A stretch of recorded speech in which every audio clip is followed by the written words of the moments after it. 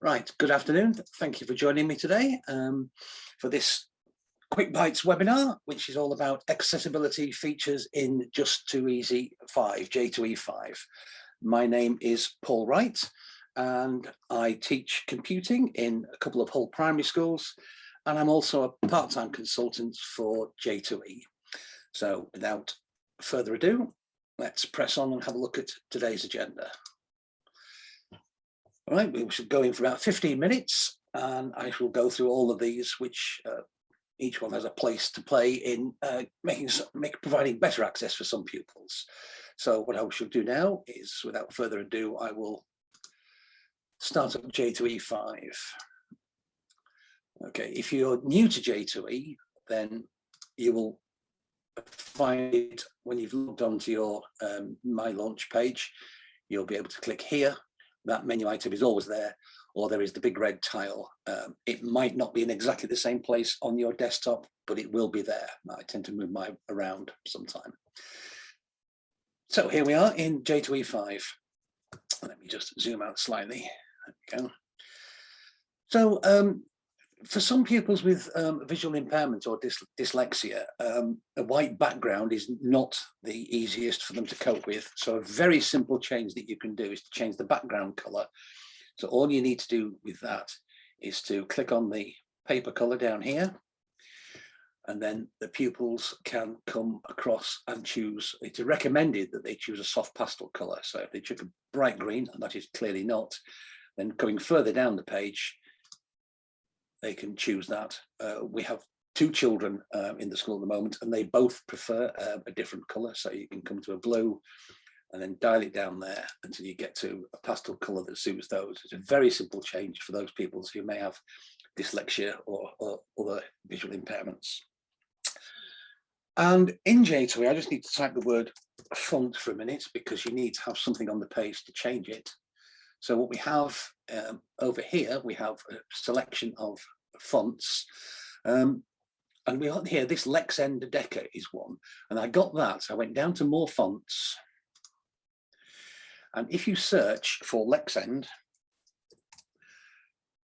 you'll see that there are 8 fonts, and these have been specifically designed for pupils with dyslexia. And I've put a tick in this one, and that is why that particular font appears on my list down here. So if I just go and select that, I'll make it bigger so you can see. I'll collect the Lexend font. You'll see a small but subtle change from one of the other ones.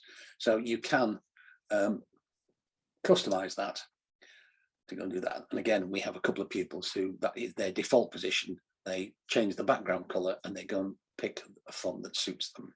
Okay, so 2 fairly simple changes we can do there. So I'll just leave that up hanging around there for a minute.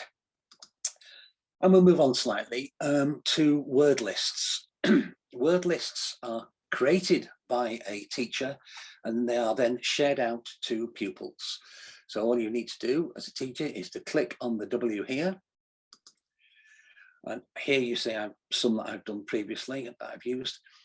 This Titanic one here, I'm just going to point that out. If I just click on it, because it does highlight that you don't just have to have words, you can have sentence starters, if that helps.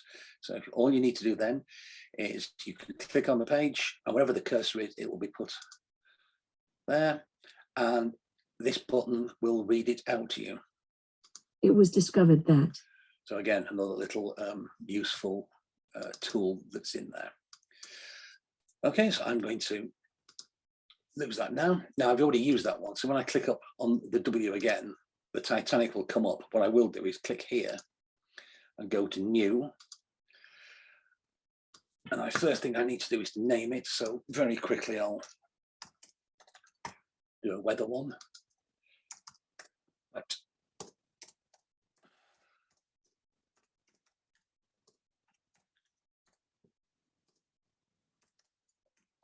Some idea what the weather's like here at the moment. I won't continue with that, but you can put these in and you can come back and change them later on. So I click on save. So I have my word list now. What I need to do is I can edit the list anytime I come back to it. Okay, but when you do click on, let me just click on the X. When you come up and use the W, you can share. Okay, so I do need to share the word list. So let me just go to fresh page up because it's hanging on to the last one. Click on the W, there is my weather list. I need to click here. And this sharing is consistent across all of J2E, whether it be JIT or j2e5. Click on share. I can share it with specific individuals if I choose. So I can start typing in a user's name. Just there, J2E login. So any of those pupils. I tend to share it with a class, and then it's there for everybody if they wish to use it. So I'm just going to share that with 1B, and then that means that not everybody sees everybody's word list, which will get messy and untidy. Okay, so that's how that is done. And if you're making word lists to be used in JIT, you still make them in j2e5 and then share them out. So that's word lists. Other features that are very useful is talk as you type. So if I type this on now and start typing, I can as soon as I press the space bar, have this read back to me. okay, so that is talk as you type, but then this button up here, which we saw on the word list, will read the whole sentence back. I can have this read back to me. Okay, it says read, but technology is not perfect. Okay, so that is talk as you type. So that will work, and that will do for individual words or whole sentences and paragraphs, if that's what you need to do. Okay, so what's coming up soon will be the ability to speak. That is text to speech. Coming soon is speech to text. It's not ready yet, it is still under development, but what I will do is just click here, because Nikki Kimball, who is currently on maternity leave, did a video, and oh, there we go, just spotted a message in the chat. So I'm just going to fire this video up. I'm just going to wind through to about 30 seconds.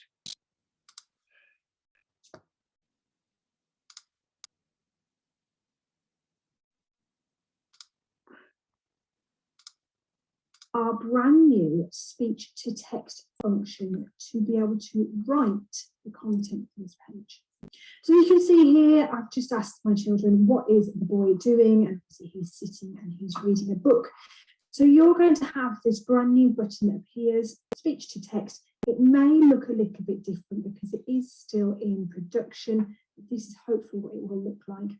So you or your pupils will touch this speech to text button, and this submenu will appear.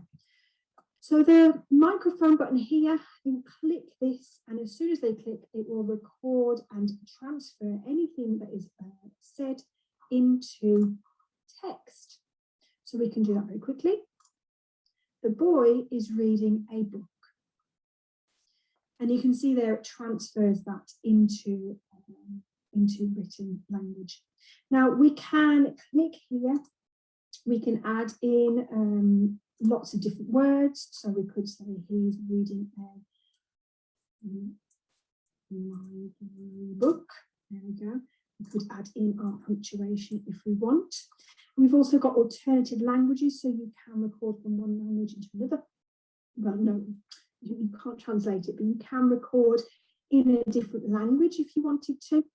And once we've added in all the text we want to, we can click add text, and that will add that automatically onto that page. You see that those changes haven't been made, so as you can see, it's still in production. There we go. Now, of course, we still have the text to speech function, so we can double click this sentence, and we can listen to that. And there we go. Now you can record audio as well. This is something I showed Paul that he wasn't aware. Okay, so I'd like to thank Nikki in her absence for that. And to finish off, we'll just start to mention recording. Two very useful things that you can do. You can leave verbal instructions for pupils by using the microphone button up here, and I'll just show you two ways of doing that. First way, I'm just going to record a sound.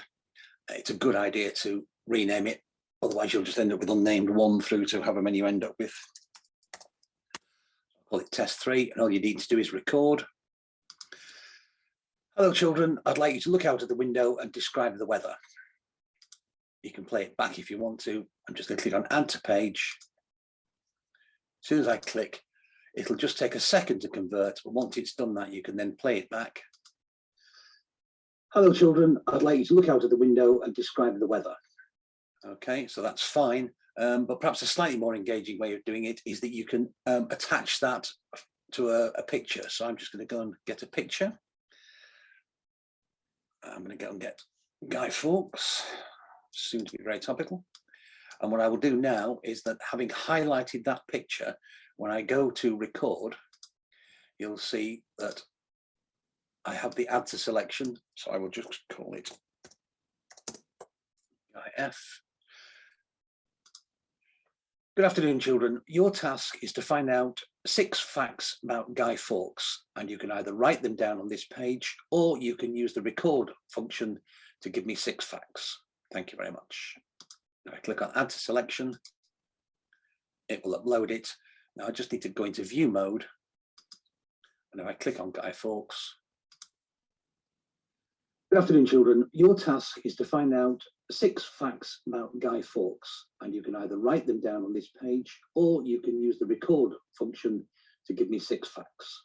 Thank you very much. Obviously, you need to go into view mode because when you edit, it will work. Okay, so let's quickly go back to the presentation. You see there, I've just put a little sort of hint asking the children to click. Okay, so we are almost on to 15 minutes. So I'm just going to ask Sophie, who has very kindly been on the chat line whilst I've been talking, to see if there have been any questions.